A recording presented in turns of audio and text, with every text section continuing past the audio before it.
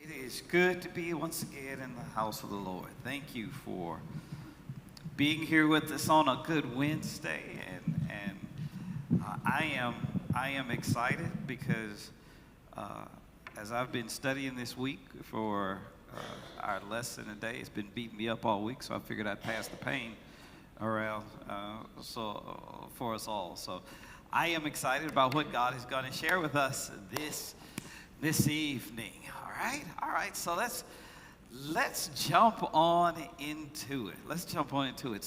So here's a question. I wanna pose a question to you as we deal with this question of the basin and the towel, as we talk about leadership and go on past what it is to be a leader, because I believe everyone in this room is called to be a leader. And so here's a question that I have for you that I want you to hold. I don't want you to answer it right now, but I want you to hold it as the framework as which once we go into the lesson. It's this question: the job around this church I would least want to be asked to do is.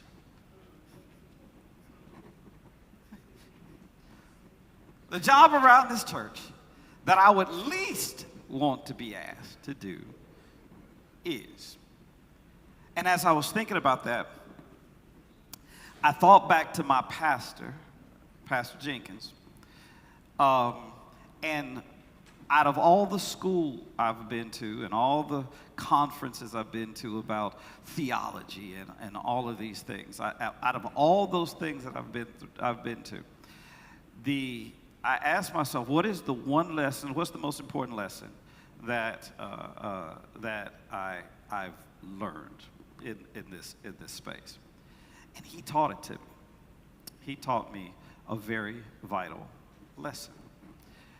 When I first started preaching, I went down to College Hill. He asked me, he said, why don't you come on down to College Hill? Now, I've been preaching for maybe about a year, and so maybe even less than a year. So I decided what I would do is I'd go down there because I know he was about to use me. I just figured that maybe I'd have a Sunday or two. I'd preach. He'd preach it too. I mean, we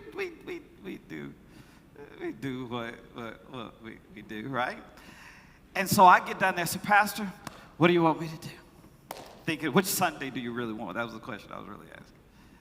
He says, what I really need you to do is I need you to go start the children's church. Children's church. Now, I don't know nothing about children. I'm not very good with children. And so, but being obedient to my pastor, I go work in children's church. I'm the director of the new children's church. And church is from 11 to about 1:30, right around the time kids are both hungry and sleepy at the same time. Can't get enough volunteers to be there for children's church. I'm there over there every Sunday. Now they having good music just blaring through the other side, because I was on the old church side, they were in the new church side. Music just blaring through. You can hear the music through the fan. You can hear preacher folks shouting, folk come out to me, oh, we had such a good time in church. And I was over in children's church. First 6 months, 7 months, I'm over in children's church. Finally, we kind of get it going and everything, and I go, Pastor, I think we're finished getting everything going for children's church. He said, so now he's going to give me my Sunday.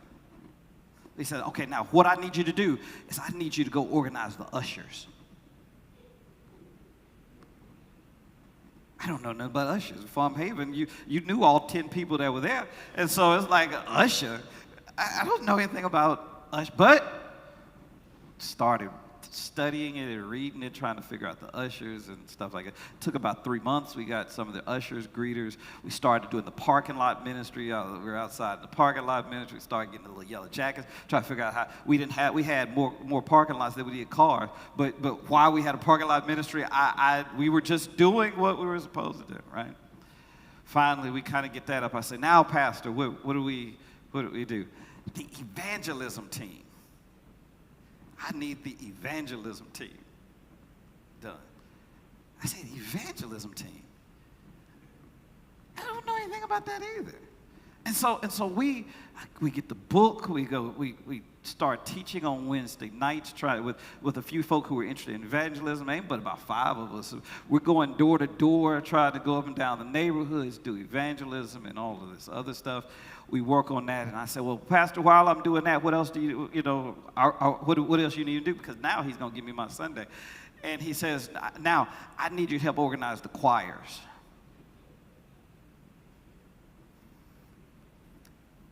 Notice, he still hadn't given me my Sunday.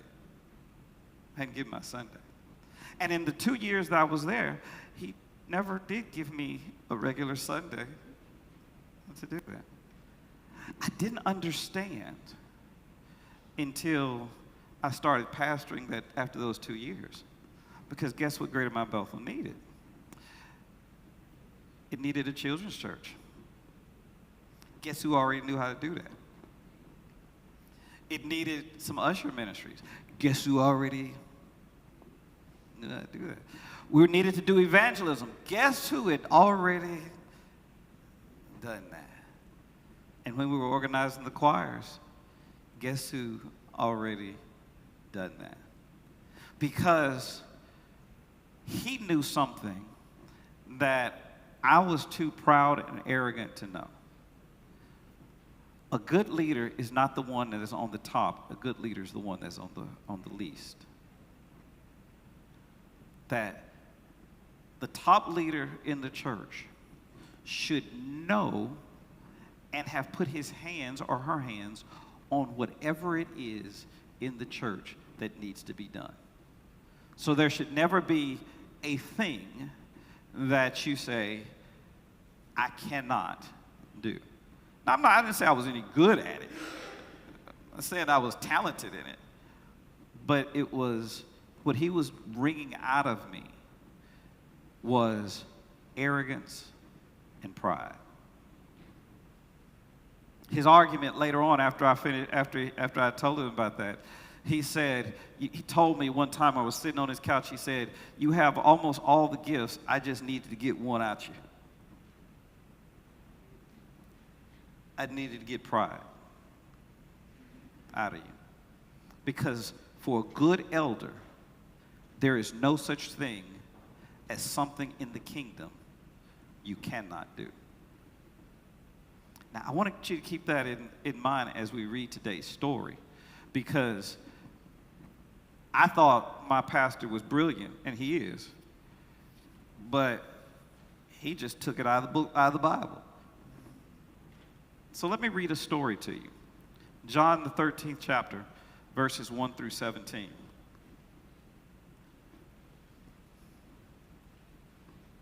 It was just before the Passover festival. Jesus knew the hour had come for him to leave this world and go to his Father. Having loved his own who were in the world, he loved them to the end. The evening meal was in progress, and the devil had already prompted Judas, the son of Simon Iscariot, to betray Jesus. Jesus knew that the Father had put all things under his power and that he had come from God and was returning God. So he got up from the meal, took off his outer clothing, and wrapped a towel around his waist. And after that, he poured water into a basin and began to wash his disciples' feet, drying them with the towel that was wrapped around him. And he came to Simon Peter, who said, Lord, you are going to wash my feet? Jesus replied, you do not realize what I'm doing now, but later you will understand. No, Peter said, you shall never wash my feet. Jesus answered, unless I wash you, you have no part with me. Then Lord, Simon Peter replied, not just my feet, but my hands and my head as well. Jesus answered, those who have bathed need only to wash their feet, those their whole body is clean. And you are clean, though not every one of you. For he knew who would betray him. And that is why he said, not everyone who was clean. And when he had finished washing the feet, he put on his clothes and returned to his place. Do you understand what I have done for you? He asked them. You call me teacher and Lord, and rightly so, for that is who I am. But now that I, your Lord and teacher, have washed your feet, you should also wash one another's feet. I have set you an example that you should do as I have done for you. Very truly, I say to you, no servant is greater than his master, nor is a messenger greater than the one who sent him. Now that you know these things, you will be blessed if you do them. It's an incredible story that you see in this particular text. Jesus doing something that is incredibly important. Now, don't read this text out of context, because I need you to put all the Gospels together, because there is a part of this story that John leaves out, that you have to go over to Luke to go. Luke says right before this particular time, it says the disciples were arguing about who was the greatest. In other words, now we're just not talking about John and James having that argument. That says around the table, they were arguing who was the greatest. And so this story is not in isolation. Jesus wasn't just trying to fill some time before dinner. What he was doing is Jesus is sitting around hearing all these dudes talk. And you know, they not whispering. They probably trying to whisper tell. You know how you whisper loud enough for the person to hear, but you don't want them to know that you heard, that you're trying to tell them.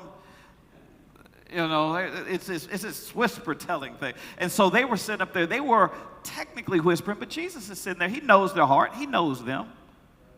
And so he goes, all right, bet. Sounds like we got a lesson I got to teach you boys before. He does. And so here, I need you to see the scene, because the roads were dirty, the sandals were open, feet were filthy. And any host that is in the room, most rooms had the same thing in it. It had a water, it had a basin, and it had a towel. The one thing that it didn't have in it was a servant. There was a water, there was a basin, there was a towel, and there was no servant. In other words, nobody was responsible to wash the feet.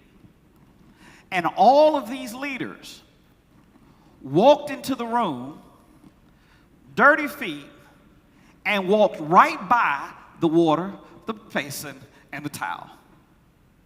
It was offensive to walk into somebody's house with these type of feet. And so when you read this text and you see that they had all of those things, there's water, the basin, and the towel, but none of the 12 said, all right, tell you what, we got to get this thing washed. Let's go ahead. And every one of them walked by, because that was beneath me.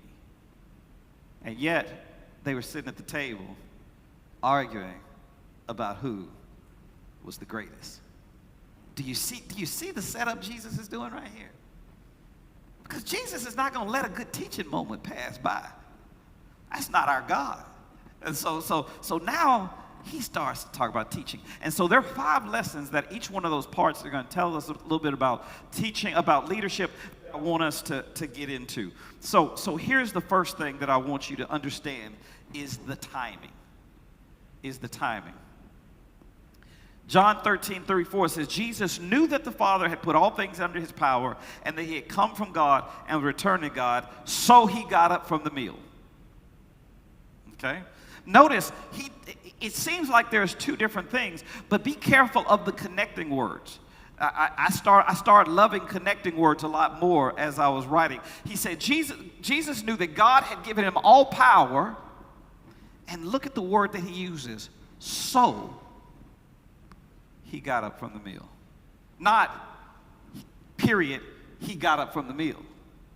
And so what he's doing, John is tying the first and the second part, because they're giving you the same message, the same lesson. So I need you to see this. John stacks up what Jesus knew before he moved. He knew, his hour had come. He knew all things were under his power. He knew that he had come from God, and that he was returning to God. Let me say that one more time.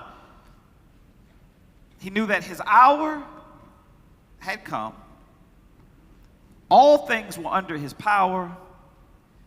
He had come from God, and he was returning to God. He knew all that stuff. He had already knew that stuff. And so look at number 2. He washed his feet. He washed feet not because he forgot who he was, but because he remembered. That's why he put the so there. The revelation of who he was, that all power is in his hands, was the predicate, the reason that he got up and washed feet. Because he goes, I need you to see, he says, John says, he knew he was God.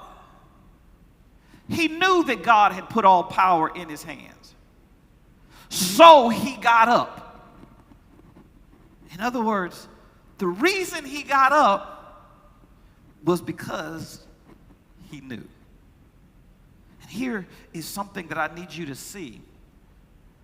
Leadership requires security in who you are. True leadership requires security in who you are. There's some things that you ain't got to, that if you really know it, you act differently. Men, if you are the head of your house, you ain't got to keep saying, I'm the head of my house. If you got to keep saying that I'm the head of my house, chances are, sounds like y'all been in my notes, right? Sound like leadership requires security. So that means when you're the head of your house, and you know, and you tell somebody, yeah, I washed dishes today. And you know, being around men's circles, man, you washing dishes? I thought you were the man of your house. If you're secure in that position, there is nothing in the house you cannot do, because ultimately you're responsible for the house. And so here's what Jesus is saying. I know who I am, and because I know who I am, I did what I did. It is the folk who are insecure with who they are that start to say there are things they can't do. And this is what it is. Security is what frees a leader to stoop. I love this part. Insecure leaders grab. Secure leaders kneel. Insecure leaders grab. Secure leaders kneel. That means if I have real influence, I ain't got to grab on the first thing, you know, time somebody does something, I got to be the one to raise my. No. If I'm the real leader, that's the rule. I have a thing that because of what my pastor did. Well, because of what my pastor did, they used to get mad at me, Greg and my Bethel, about it. But you know, it's he taught me, so blame him. Is when we would have dinner at the church, the rule I had was the pastor eats last, not first. He eats last. And I asked, and they were like, why did he eat last? Because there might be somebody in this room that this might be the only meal they had today. You know, and so if we're running out of chicken, I'd rather they have the chicken. I can go get me some chicken, and as you can see, if I miss the chicken, I've had plenty. I ain't missed too many chickens, you know. And so the question is, and they were like, but you're the pastor. I was like, I knew that when I walked through the door. Security, insecure grabs. Security kneels. And here's what he says. Having loved his own who were in the world, he loved them to the end. He loved them to the end. This time of the basin, the washing of feet, he says, you don't understand it now, but you'll understand it later. It's because he was given the preview of the cross. Because the ultimate washing did not happen at the upper room. The ultimate washing happened at the cross. So the first lesson that I need you to get to is a true leader needs to absolutely be secure in themselves. If you need a position in order to make you feel good about yourself, that's not your position. If you get upset when somebody doesn't address you by the proper title, probably don't need the position. Okay? If you are needing this in order to fulfill your self-confidence and feel like you're worth something, you don't need the position. Jesus said that, just in case you decided you want to get, don't throw it at me. Jesus did that. Here's the second lesson that I want you to get to, is we talked about the timing. The thing is, now I want you to see the towel. The towel. Look at what Jesus did. So he got up from the meal, took off his outer clothes, and wrapped a towel around his waist. And after that, he poured water into a basin and began to wash his disciples' feet. I need you to see all the 5 verbs that he used in this particular. He got up. He took off his outer clothing. He wrapped a towel around his waist. He poured the water, and he began to wash. He got up, took off his outer garment, wrapped a towel around his waist, poured the water, and began to wash these nasty, filthy, crusty. You know they didn't have no toenail clippers back in the day. Imagine for a moment the conditions of these feet. Just for a moment. I'm not just talking about the regular feet. I'm talking about you had been out there in that sweaty, hot mud. I mean, we not. This was filthy. A lot of folks said they would have looked at this thing and would have gagged, but I need you to see what he did. Everybody else, every other person in the room, walked in, saw the water, saw the basin, saw the towel, and then went to their seat. And then argued about who was in charge, who was the leader. The one who was really in charge gets up, takes his outer clothes off, wraps a towel around his waist, pours the water, and begins to wash the feet. Now, what I need you to see is foot washing in this job was the lowest servant in the house. And I found this was interesting. So low that a Jewish household would not require it of a Hebrew slave. In other words, they wouldn't even let a slave who was Hebrew wash somebody's feet. They were like, no. I have my limits. We'll go find somebody else who ain't even, somebody really, really rich. Let one of the Gentile slaves do this. And I need you to see the dichotomy because you know this now because we've read the book. Jesus is here. The slave we think is right here. And Jesus goes, no, you don't understand the order in the kingdom. Because I am the greatest, I'm going to go the lowest. Jesus gets down and he washes their feet.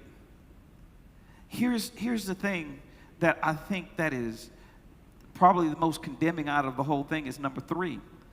The basin was in the room all evening. The job was available. What was missing was not the equipment, it was humility. The job was there the whole time. Wasn't like somebody quit and it was a last minute thing. Every single person walked in and the job was available. Here's the thing that concerns me sometimes about leadership and workers within the body of Christ, within the church. We keep saying, I'm trying to find something I can do in the church. The Basin is available. What you're really asking when you hear that is, I'm trying to find something that is worthy of me in the church. That's a different question, and that's the wrong one. Because if you really want to find a job in the church, I promise you, there is a basin with your name on it. There is something, I promise you, there is no such thing as everybody got all the jobs in the church. I promise, I ain't been to one of those churches yet.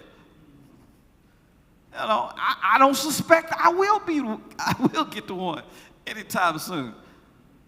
Don't let anybody tell you they can't find something to do in the church. Because what they're really saying is, I can't find something to do that I feel worthy, that is worthy of me to do. Because there's always something. There's a basin, and there's a towel, and there's some water somewhere. Something to do. There's always something to do. And that's what Jesus is saying here, is, listen, leadership reveals itself in what you are willing to pick up when nobody assigned it to you. That's leadership.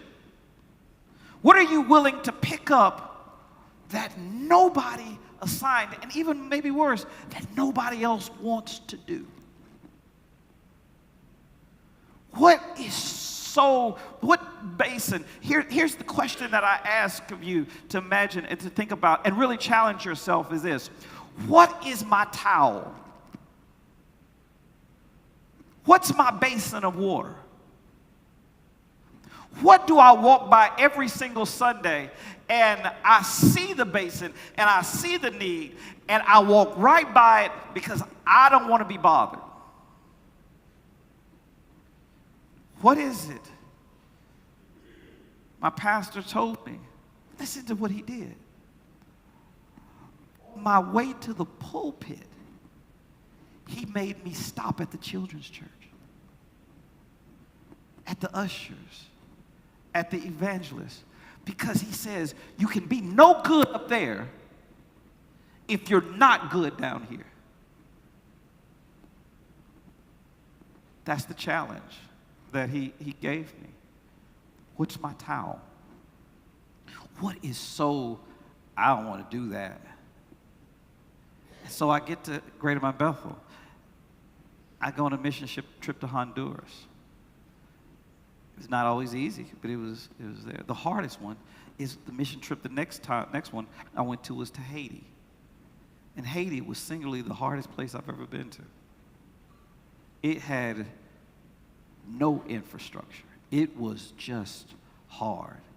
And I'm sitting and laying in a bunk bed, and it's hot outside, and ants running up and down the wall, and it's just, and I'm like trying to get home because I was like, why did I do this again? And once again, my pastor, he come in my head, he says, if you can't preach here, you can't preach there. You can't love here. Don't get up there and love. If you cannot love in the prison, do not get in love. Don't love here. And that's the challenge that he has. The greatest lesson that I think he told me is, where's your towel? What towel is so that you pass by every single time? That's what Jesus asked. Now listen to this part. Let's go to the tension. Look at what John says, what John 13 says, Peter says. No, Peter said, you shall never wash my feet. And Jesus answered, unless I wash you, you have no part with me. Here's what this thing. Peter's first instinct is refusal, and it sounds like reverence. It sounds like humility, But what it is actually control. What he wants to do is he wants to decide how Jesus does what he does. And Jesus says, unless I wash you, you have no part in me. Here's the thing. You cannot be a servant of the Lord while refusing to be served by him.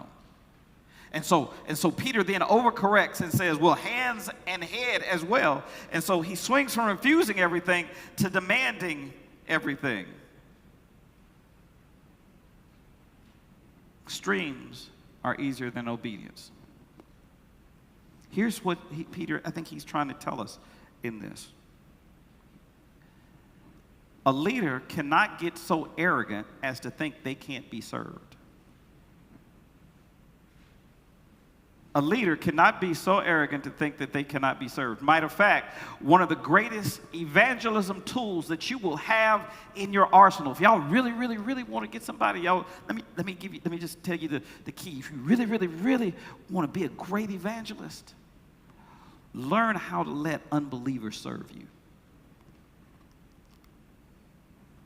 Go to an unbelieving mechanic and have them work on your car. Go to somebody that has a gift in it and let them serve you, because that's your end. Now you get a chance, as they're serving you, you get a chance to interact with them.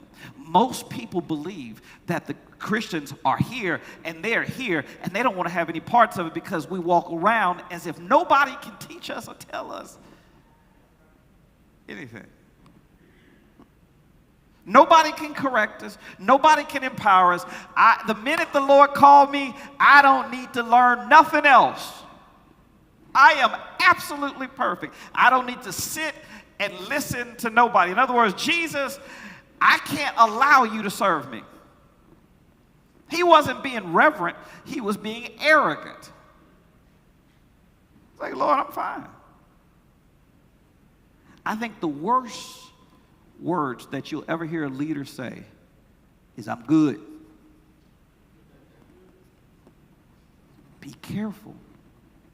Be careful. Be careful. I signed up this year. This year I am taking, there is a preaching cohort online. There's a class that they're teaching us how to preach.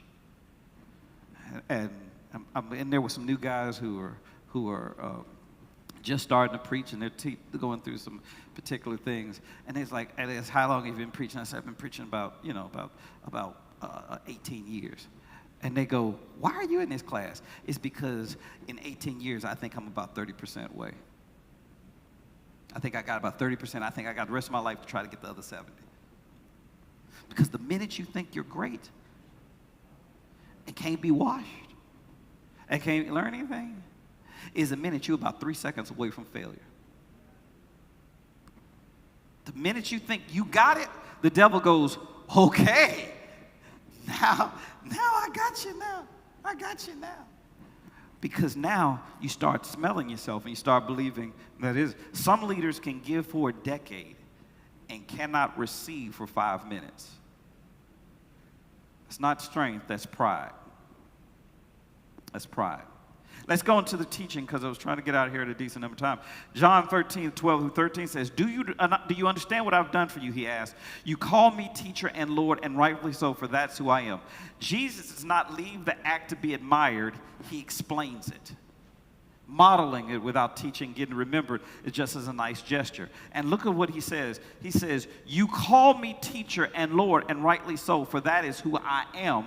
He never lowers his authority in order to serve. He uses. In other words, he does not say that disregard the fact that I am Lord. He says, I serve because I am Lord. And listen to what he says is, I have set an example that you should do as I have done for you. This is the lesson that Jesus is telling them. If I do it, you do it. Now, is he talking about washing feet? No, he's not talking about specifically washing feet. But he's saying, if I, as Lord, can get low, how dare you say you can't? If Jesus, the Son of God, if God on earth, if the Word walking incarnate can get low to wash somebody's feet, how dare we say there's something we can't do in the body of Christ? Jesus says, use me as an example. Every time you think, man, I can't do that, he says, I need you to go back and say, what would Jesus do? Be careful when people talk about, you know, back in the day with WWJD. We ain't mean that. We always talk about, you know, things that made us look good. Jesus would wash feet. I don't see no towel really around you.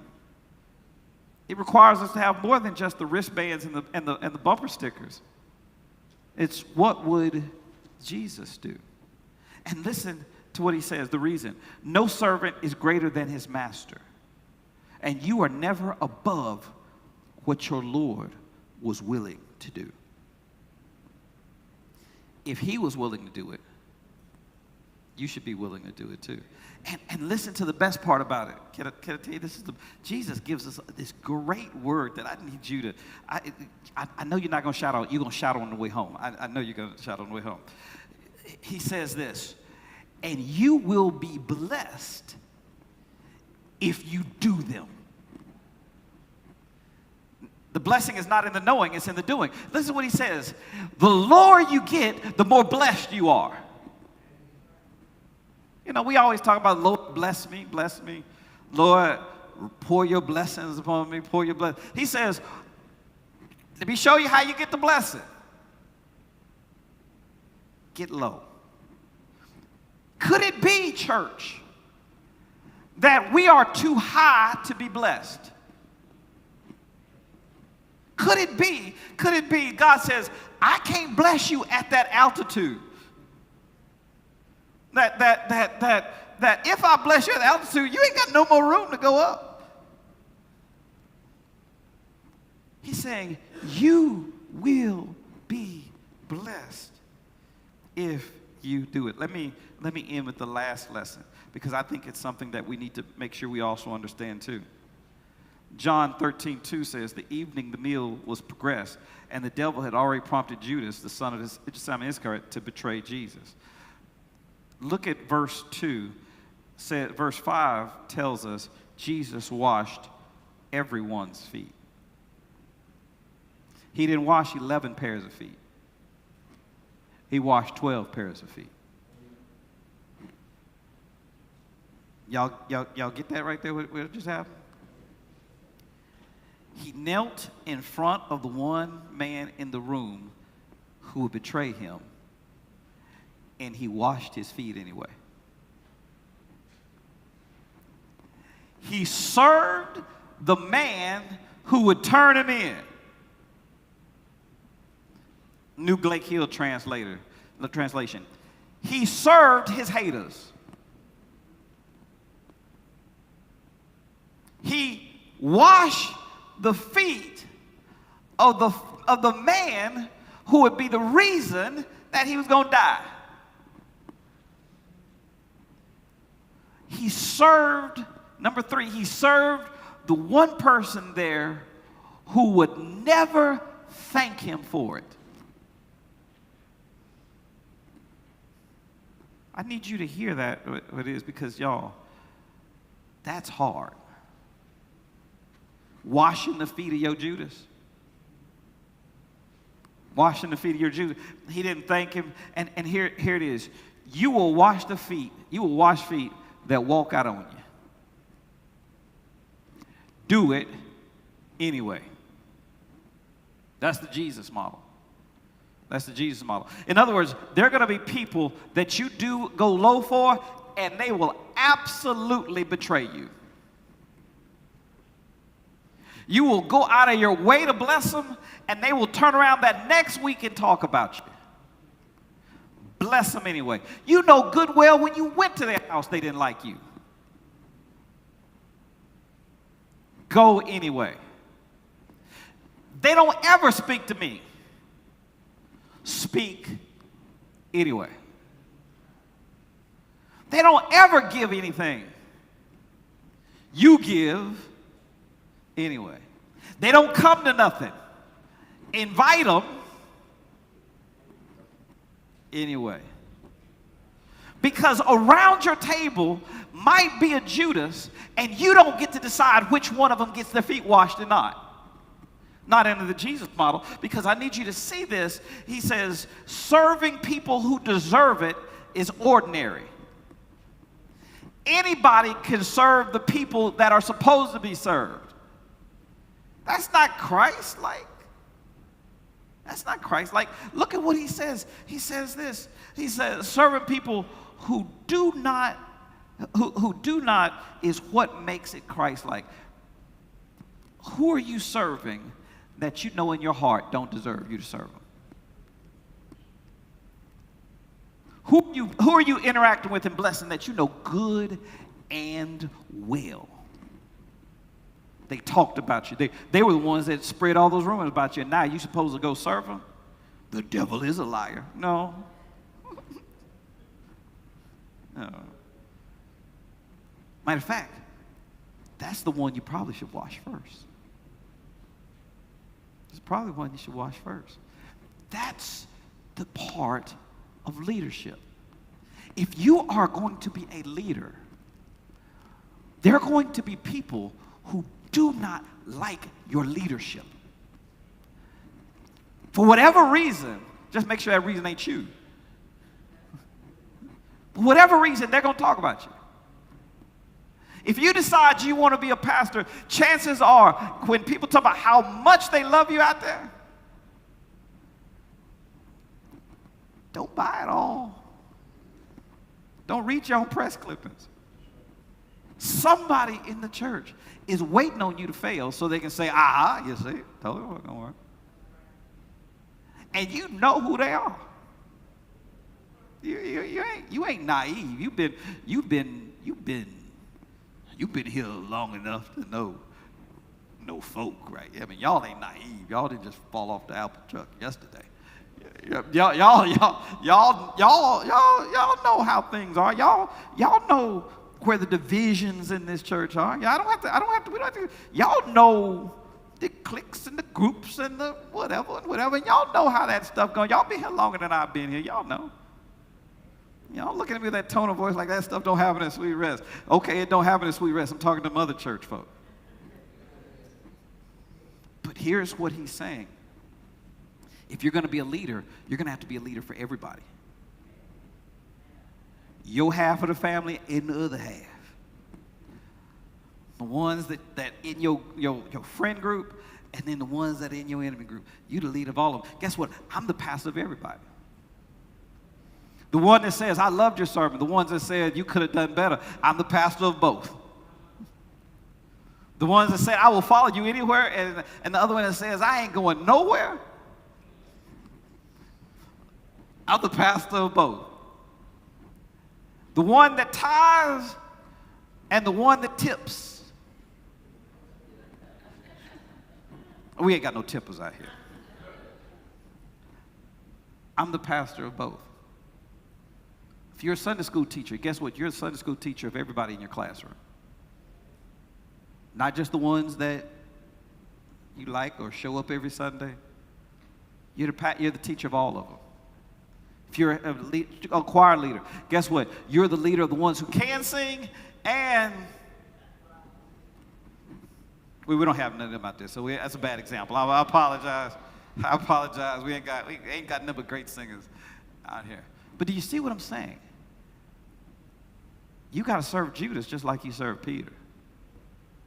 And you don't get to choose, even if you know. If I had known, I wouldn't have. No, if you'd known, you're still supposed to. And so let me end with this. Jesus, here's the learn it, love it, and live it. Jesus washed feet because he knew exactly who he was. Security, not insecurity, is what frees a leader to stoop. Love it. I stopped asking whether a job is beneath me and start asking whether it needs doing. In other words, this is what I want you to go home, think about, is I'm going to stop asking what job is beneath me and start asking whether it needs me. What in this, and so I pose you with this question, and this is the last thing.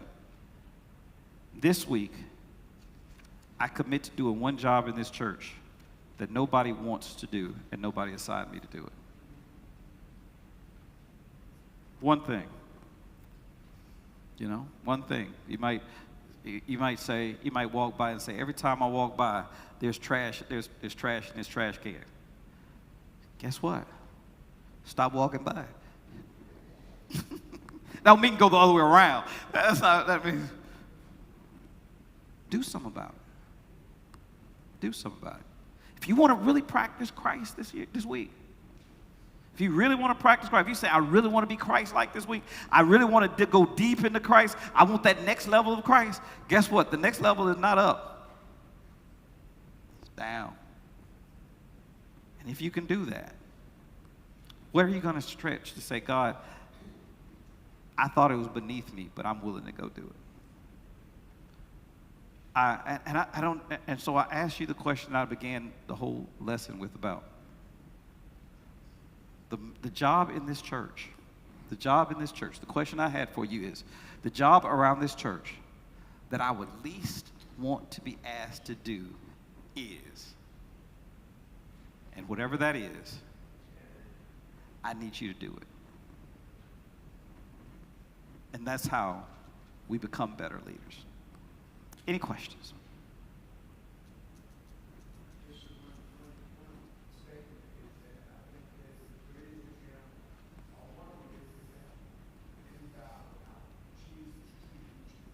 Yeah.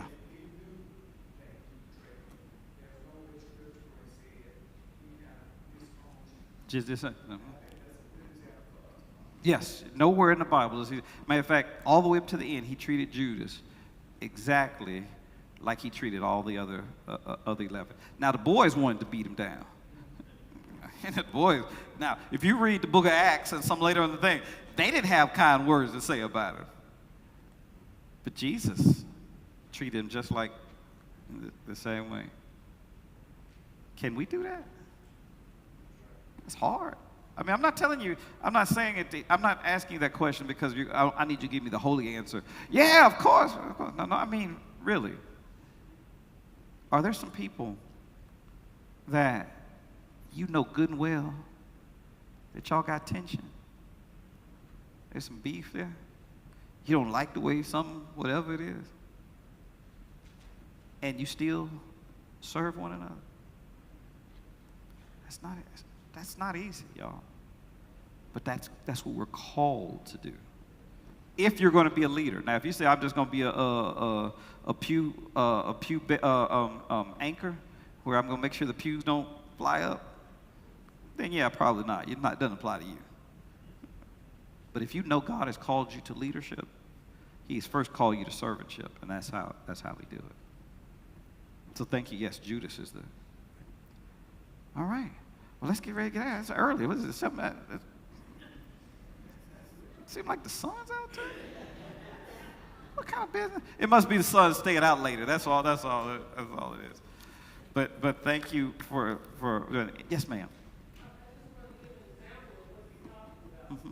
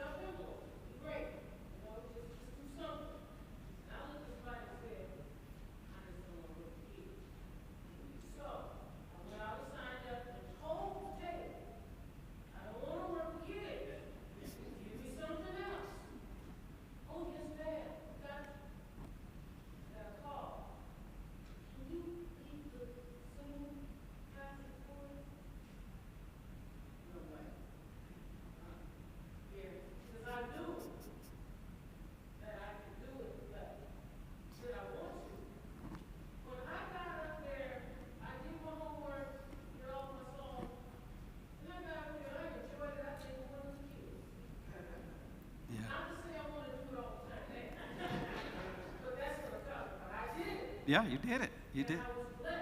I felt very blessed with the Lord, and I enjoyed doing it. You were blessed and you were blessing to the kids. You were blessing to the kids.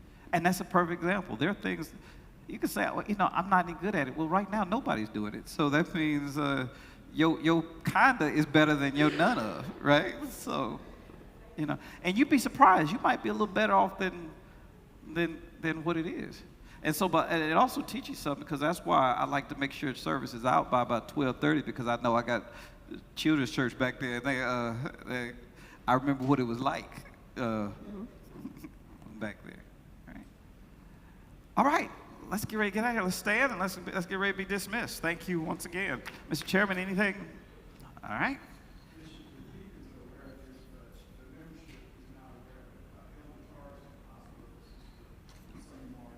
Okay, yes. Elder Torrey is in the hospital, so let's continue to pray for him. And he buried health Canton, so, you know, continue to pray from, you know, some of the best doctors up in Canton. I'm from Canton, so I just had to make sure to plug that. Let's pray. Father, we honor you and thank you for the privilege of being in this room. Thank you for the leadership that you put in this room. Thank you for every person that is in this room that is called to be a leader. They are called to be a leader. You've put something in them that they know that they're supposed to achieve, that there's a kingdom agenda that they're supposed to build. So God, we thank you right now that you're building it in them. God, help us to be more like you, so that we can not walk by the towels and the waters and the basins, but that we can allow ourselves to stoop so that we can be blessed of you. Father, thank you for stooping and kneeling for us and being an example for us, so that we might then go and stoop and be a blessing for somebody else. Lord, we thank you for that privilege. And God, we ask that as we leave this place, that we never leave your presence. We honor you and thank you in Jesus' name. Amen.